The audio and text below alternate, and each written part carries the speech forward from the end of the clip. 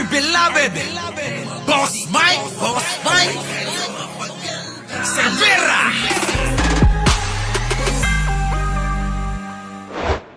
Larry Gadon, mga kababayan, galit na galit eh. Oo, eto na. Oh, pasok! Supreme Court, tuta ng mga Duterte. Oh. Galit na galit, mga kababayan. Oh. Tingnan nyo. Oh. Tuta ang Supreme Court, tuta ng mga Duterte. Kita nyo? Grabe, no? Saka? Tuta ang Supreme Court, tuta ng mga Duterte. Ha? Kaya nyo ba yan? Ano bang dahilan ni Gadon? Ito. Na itong Supreme Court is just siding with Sara. Ako nga, dinisbar ako for a much lesser offense. Oo nga, Gadon, ikaw nga, dinisbar ka. Bakit si Sara? Eh, ikaw, ilan lang naman yung mura mo, mabibilang ko sa kamay ko. Si Sara, nagmura ng nagmura. At ang minura niya, presidente pa. Bakit ikaw, nadisbar? Bakit si Sara, hindi nga naman, ano? Ay, unfair naman kayo. Unfair naman kayo kay Larry Gadon, ano? Attorney, huwag kang pumayag, paglaban mo yan. Oo, ako, naniniwala sa iyo. Naniniwala ako dyan, ha? Ipaglaban mo, attorney. Oh. Halata kasi na itong Supreme Court is just siding with Sara. Ako nga, dinisbar ako for a much lesser offense. Samantalang si Sara, katakot-takot na pagmumura, katakot-takot na pagbabanta ng pagpatay ang ginawa niya, hindi siya dinidisbar. So ang Supreme Court talaga, tuta ng Duterte. Di ba? Oo, Yumi, Takashi, oo. Di ba, no? Hindi lahat ng mga Bisaya, mga kababayan, ha? Pare-parehas. At hindi rin pare-parehas sa mga Ilocano. Kita nyo naman yung pulis na Ilocanong gunggong, ano? Kita nyo, nawala na sa kanyang trabaho bilang pulis, nagkaroon pa ng kaso. Yun, ang gunggong na Ilocano. Di ba? Isa pa, meron pang isang gaga na Ilocana. Tignan nyo si Manang Aimee. Isang gaga rin na may lahing Ilocana. Diba? At saka may lahi din Bisaya. Diba? So, lahat mga kababayan depende na lang talaga yan. Kung saan, kung taga saan kayo, kahit nasang panig pa kayo ng mundo, meron at meron talagang mahalong loko-loko. Di ba? Ayan. Tingnan nyo yung galit ni Gadon. Nanggigigil, Gigil na gigil, mga kababayan. Kininam ko Halata kasi na itong Supreme Court is just siding with Sara. Ako nga, dinisbar ako for a much lesser offense. Samantalang si Sara, katakot-takot na pagmumura, katakot-takot na pagbabanta ng pagpatay ang ginawa niya, hindi siya dinidisbar.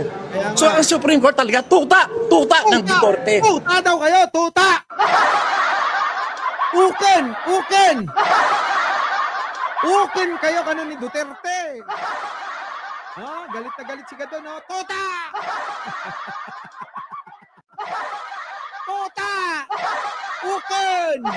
Uken kayo ni Duterte. Kinulayo. Galit na galit si Gadon. Mga kababayan, maipipinta nyo ba yung itsura niyan? Pwede bang paki-comment dyan? Si Gadon, yung itsura niya, Comment nyo naman dyan. One word lang, ha? One word!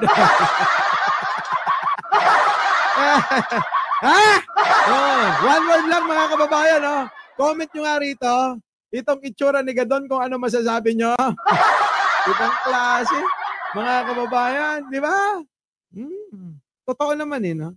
May punto naman si Larry Gadon, sa totoo lang. Si Larry Gadon na-disbar dahil daw sa pagmumura niya. Samantalang mga kababayan, si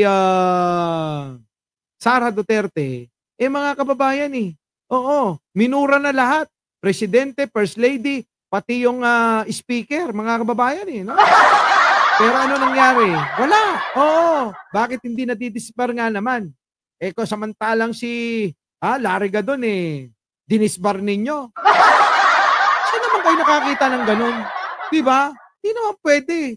Kaya kung eto magalit, naiintindihan ko, The Observer. Ang dami yung The Observer, iba-iba mukha nyo, Diba, mga kababayan, shoutout po sa inyo lahat. Kasi mga kababayan, dapat maging patas. Kaya nga, Korte Suprema, para maging patas sa lahat. Pero bakit ganun? Parang may kinikilingan, Eto na yung mga sinasabi ng tao ngayon, dahil diyan sa ginagawa niyo nawawalan ng tiwala sa batas ang mga mamamayang Pilipino. Ang naiisip tuloy ng iba, legal na ang pagnanakaw. Kita niyo mga kababayan kung anong epekto ng sinasabi ng marami na mali ang inyong desisyon. Di ba? Baka naman, di ba? Abon ako pwede nang pag-aralan. Oo, bawiin ninyo at pag-aralan nyo maigi kung tama ba yung desisyon ninyo. O gaano man lang na pagpaliwanagin ninyo ang Kongreso at Senado, kasi naipasa na sa Senado, dapat sila na ang bahala dyan. Huwag nyo nang saklawan yung trabaho, sabi ng ilan. Kasi sinasaklawan, mga kababayan, wala tayong magagawa. Diba? So, eto na, mga kababayan ko. Nako! Oo. Balikan natin si Pangulong Bongbong Marcos, mga kababayan. Pangulong Bongbong Marcos, pasok! Pinapagpatuloy ng DSWD at ng DepEd ang feeding program nila para sa mga daycare center sa pampublikong paaralan at nakapagbigay ng masustansyang pagkain at gatas sa mahigit 3.2 milyong mag-aaral sa buong bansa. Pakinggan yung maigi to, mga kababayan, ha?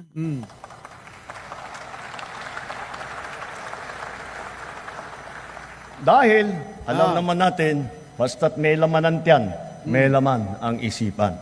So, sabi ni Pangulo, basta may laman ang tiyan, may laman ang isipan. Baliktad kay Buday, mga kababayan. Oo, maraming laman, nakatarantaduhan ang isipan. Kahit na busog ang sikmura niyan. Di ba si Buday ganon? Tuloy. Kung papalawigin pa natin ang mga programang ito sa susunod na taon, sa tulong ng karagdagang 1 bilyong pisong pondo. Nako, kita nyo, nadagdagan ng 1 bilyong pondo ang Department of Education, mga kababayan, para po dito sa feeding program ng ating mga mag-aaral. Tandaan nyo naman, mga kababayan ko, sa panahon ni Pangulong Ferdinand Marcos Sr. na uso ang ating mga mag-aaral ay may feeding program. Tuwing umaga, maaga ang pasok para makakain ng mga sopas, Nutriban at marami pang iba. Meron pang merienda, minsan may turon, merong maruya at may banana cue. Di ba? Ewan ko kung naabutan niyo yan kasi naabutan ko. Sa tanghali, mga kababayan, sa umaga, merong sopas at Nutriban. Laging magkadikit yan. Kung walang sopas, mayroong gatas. Laging magkasama pa rin yung Nutriban. Pagdating ho ng tanghalian, ay ng merienda, meron pong maruya, turon at banana cue. At meron minsan kamote cue. Yan po, mga kababayan. Kaya yung buong maghapon ng mga mag-aaral sa eskwelahan ay hindi nyo na po problemahin yung pabaon. Sapagkat kusa na ngang pumapasok yung mga bata noon. Dahil doon sa eskwelahan, meron po silang makakain. Di ba? Hinahabol lagi yung sopas. Nung araw ako, mga kababayan, hinahabol ko yung sopas at Nutriban. Mga kababayan, ang pasok noon maaga. Kailangan bago mag alas 7, nasa eskwelahan ka na. Ako, alas 6 pa lang, nandun na. Diretso, mga kababayan, sa kantin. Pangulo, diretso. Pararamihin pa ng DSWD ang bilang ng mga batang mabibigyan ng masustansyang pagkain. Grabe. Sa kabilang banda naman, nakikita natin ang sobrang pagtaas naman ng timbang ng ating mga kababayang edad 20 at pataas. Ay, ganun talaga. Yan, Boss Mike, gusto ko yung skim milk. Yung skim milk po, mga kababayan, pag kinain nyo ho, yung dumakot kayo ng kalahating kutsara, dumidikit sa ngalangala. Natandaan nyo po ba yon? Yung gatas, yung powder milk, pagka kinutsara yung ganon, dumidikit sa ngalangala. Kaya ang masarap doon, yung pong, ewan ko kung sino yung, kasi tawag sa amin noon, CSM. CSM. Ano po? Yung pong ginagawa pong binibake po 'yon, piniprito nga lang sa mantika 'yon eh. Yung pong kulay brown na ginagawang pulburon. Sino ho ang nakaabot nun? Tapos ho yan, yung clim o yung yung gatas na dumidikit sa ngalangala. Pagsasamahin ho yun, gatas at saka yun, yung parang giniling na yun no, na mga mais. Tapos lalagyan mo ng asukal, kirugin nyo nga ay kirugin nyo, di ba? Ikirug yung kastanin hanggang na maluto, hanggang na agbaling nga brown. Di ba ba? Cornmeal yon, yellow corn, yon. Tapos yun na mga kababayan ko, kumuha na kayo ng pumilas na kayo sa notebook ninyo. Pilas na kayo sa notebook. Tapos ibilot nyo ng ganon. Tapos kutsarahan nyo, lagay nyo doon sa pinilas nyong notebook, tapos bubutasan nyo ngayon yung dulo. Butasan nyo. Tapos iangat yung ganon, akala nyo, di ko alam yan, Naabutan ko yan, mga kababayan. Naabutan ko. Diba? Bibilot nyo na parang apa ng ice cream. Tapos bubutasan nyo ng ganon, Tapos, yun, ngatain nyo na! Mga kababayan, yun lang po ang pulburon namin nung araw. Di ba? Yun lang pero masaya, Masaya! Ang sarap kaya. Tuloy. Kaya sikapin nating maging mas aktibo ang ating pamumuhay araw-araw. Ipalaganap natin ang mga pagsasagawa ng mga palaro, mga paliga, fun run, fun walk, pati mga aerobics, pasumba. Para sa mga LG. Ang daming nakarelate, Sabi yun, CSM, yun. CSM, kasi matigas na yung aming nun creamy skim milk, yun, Lord Glenn. Relate kayo? Naalala nyo ba yung kabataan natin, mga kababayan? Nung araw, ganyan tayo? Na hindi na inabot ng kabataan ngayon, kaya wala silang kwento. Meron tayong kwento kasi naranasan natin ito. Diba?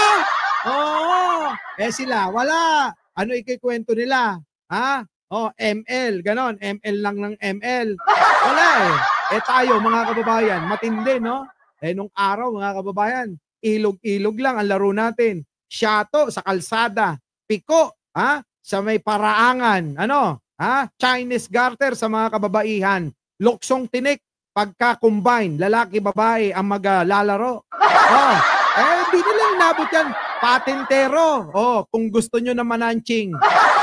Diba? Luksong baka sa mga barako na kabataan noon. Wala, ang dami. Ang dami nating mga laro noon na hindi na ginagawa ng mga bata ngayon. Tumbang preso, di ba? Mga kababayan, yun Wala na. Wala na yun. Hindi na ako nakakakita ng ganyang piko. Di ba? Sa mga kababaihan, pati lalaki nagpipiko. Pero ang pinaka-the best, mga kababayan, na nasubukan kong laro, tago-taguan. Tago-taguan sa ilalim ng buwan. Kapag nakita ko na yung crush ko, bigla na kaming magbabahay-bahayan. Ay, nako. Di ba, ang laro, tago-taguan. Biglang napunta, nagyayaan na, bahay-bahayan. Lang niya, mga kababayan. Di ba? Ang laro, tago-taguan. Biglang nagyayaan na ng bahay-bahayan. Ang klase, ikaw nanay, ako tatay. Tuloy! Buksan at gawing maaliwalas ang mga park at mga plaza natin kung saan makakapag-ensayo ang ating mga mamamayan. Bata man o matanda. Magpatupad tayo ng mga car-free Sunday tulad ng ginagawa sa ilang lungsod na dito sa Metro Manila, sa Baguio, sa Cebu, pati sa Iloilo at Davao. Bilang pagsuporta rito, simula ngayon, bubuksan ang Philippine Sports Commission sa publiko ang kanilang mga track and field oval sa Pasig, Maynila at Baguio. upang makapag-jogging na kayo ng libre. Yun, no, mga kababayan, makakapag-jogging na kayo ng libre. Sa totoo lang, may pinagja-joggingan kami ni Jen Angeles. May bayad pa eh. Oo. Magbubuhos tayo ng todo suporta sa mga palaro at mga atleta sa buong bansa. Halimbawa, ang palarong pambansa at ang Batang Pinoy Games na gaganapin sa General Santos City ngayong Oktubre. Bubuo tayo ng bagong pambansang programa para sa sports development. Iumpisa natin ito sa paaralan pa lamang. Babalik natin ang mga Time quest! Mga kaedad ko yan! Hoy! Anong matatanda? Mga kaedad ko yan! Kayo talaga, oh! Oh, kayong mga mas bata, hindi nyo inabot. Pero kami, abot na abot namin, kita nyo? Sabi ko nga kanina, di ba? Sabi ko nga sa inyo, may kwento kami. Kasi may naranasan kami. Ngayon, ano ang kwento ng kabataan? Di ba? Manood ng porn. Saan? Sa internet. Pangit, mga kababayan. Kung kayo, yung mga kabataan ngayon nanonood ng porn, wala. Panis yan. Kasi kami noon, ginagawa namin yon.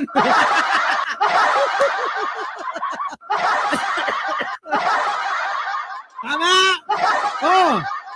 Yung mga bata ngayon, pinapanood lang nila yung porn. Kami nung mga bata, kami mismo gumagawa nun. Ay, huwag kayong pakunwari dyan. Sabi nga ni Pangulo, huwag kayong magpapakunwari. Huwag kayong magmamaang-maangan. Alam nyo yung tinutukoy ko. Di ba? Tama? Sang-ayon kayo? Sino nakaranas? Kaya, huwag kayong magmamalaki sa mga tulad namin. Dahil kami, iba. Di ba? Tuloy. Sports Club at magsasagawa tayo ng mga palaro at intrams sa lahat ng pampublikong paaralan. Naririyan na ang ating Philippine Sports Commission at saka ang PAGCOR upang tiyakin ang patuloy na pagtaguyod at pagsuporta sa ating mga programang pampalakasan ng mga atleta sa buong bansa. Pero eto naman mga kababayan ko, nung panahon naman natin magagalang tayo. Diba? Nung panahon natin magagalang tayo. Nung panahon natin, ang problema lang noon, maraming kasabaan. Alam niyo ibig ko sabihin, nung panahon namin, maraming mga sagingan. At maraming mga matataas na mga mais nun.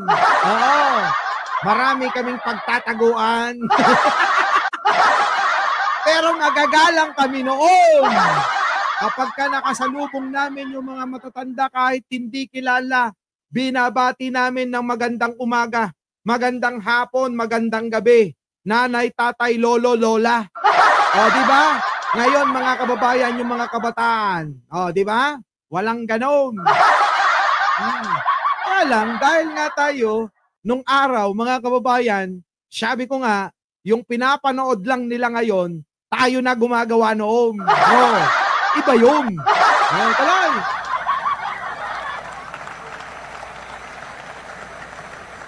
Dahil sa mga ito, ang ating kabataan ay maagang namumulat sa sport, humuhusay at tumataas ang kumpiyansa.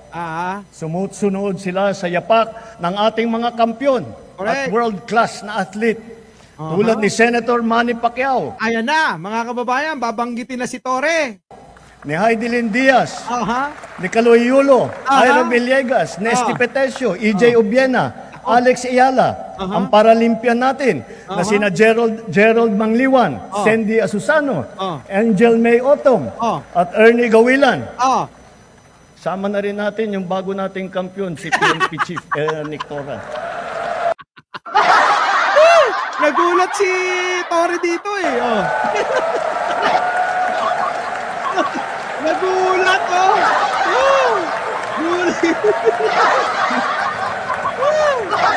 di ba? Sabi ni Paymura, yung sayawan, Boss Mike. Nung araw naman kasi, sa Pangasinan, Baili. Di ba? sa atin, pasala sa Ilocano, no? O sa Maynila, sayawan. Mga kababayan, nung araw, pagkaganyan, ano? Dyan ho, nagliligawan. Oo, tinatarget ko mga babae ng mga lalaki kung sino isasayaw. Oo, kaya lang, nung panahon ko, mga kababayan, hindi naman sa pagyayabang, ano? Ako ho yung tinatarget ng kababaihan. Oo, pagka sinabing, sayawan na, yung mga babae ang naguunahan para isayaw ako.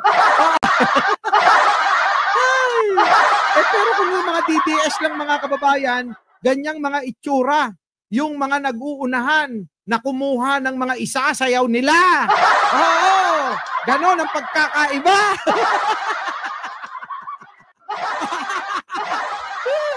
Diba? Tapos, lalo na, kapag ang sayaw is sweet, sweet ba? Yung may pabulong yan eh. Ang mga banat sa mga kababaihan, huwag kayong magsinungaling. Ang tanong, ading taga-no ka? Di ba yung ganun yung mga banat? Di ba? Yung mga ganun, taga-saan ka? Kapatid, taga-saan ka? Yung ganun yung mga banat, torpe yun. Torpe! Wala! Panis sa akin yun. Noong panahon namin. Pag ako nagsayaw, mga kababayan. Oo. Pagkatapos ng sayawan. Pagkatapos ng sayawan. Mawawala na kami. Oo. Doon sa buong sayawan na yan. Tara na. Doon tayo sa kabukiran. Sasabihin ko, tara, alis tayo. Doon tayo. Masyadong maraming tao dito. Doon tayo sa bukid. Magkwentuhan tayo. Mga kababayan, sa gitna ng bukid may kubo ni Lolo. Sa kubo ni Lolo, yung papag malamig. Oo. At nandoon magiging saksi ang buwan at bituin sa mga pambobola mo sa babae. Di ba na? Ang saya kaya. Habang binubola mo naman yung babae, ayun, tinamaan ng lintik, yumayakap bigla. At doon na mag-uumpisa ang lahat ng hindi dapat maganap. Yan. Pero mga kababayan, nang dahil doon, parehas magiging masaya. Uuwi ng bahay, walang text dahil wala pang cellphone noon. Alam nyo kung ano mangyayari? Dadaan-daan ka na lang sa bahay. Parang nanang, adatan ni Kwang. Adatan ni Kwang. Ni Basang. Di ba no? Ganon. Tama na nga. Mahaba na tong oras. At least napasaya ko kayo.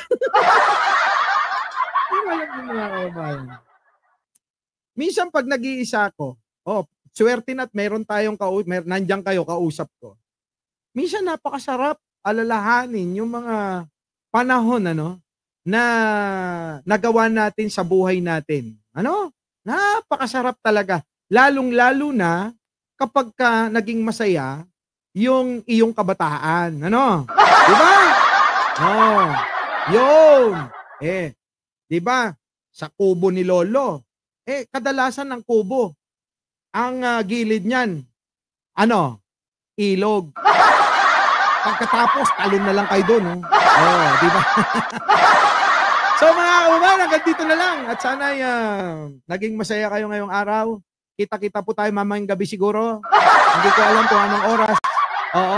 Pero basta, magla-live ako. At ako'y may pupuntahan. Gabi na uli makakauwi. At kita-kita po na uli. Tama. Magkita-kita na lang po tayo uli mamayang gabi. Muli, ako po ang inyong lingkod, Mike Sherbero po. Lagi nagsasabing, mali natin ang ating kapwa. Pagdasal po natin lagi ang ating bansa. Maraming salamat po. Our beloved Boss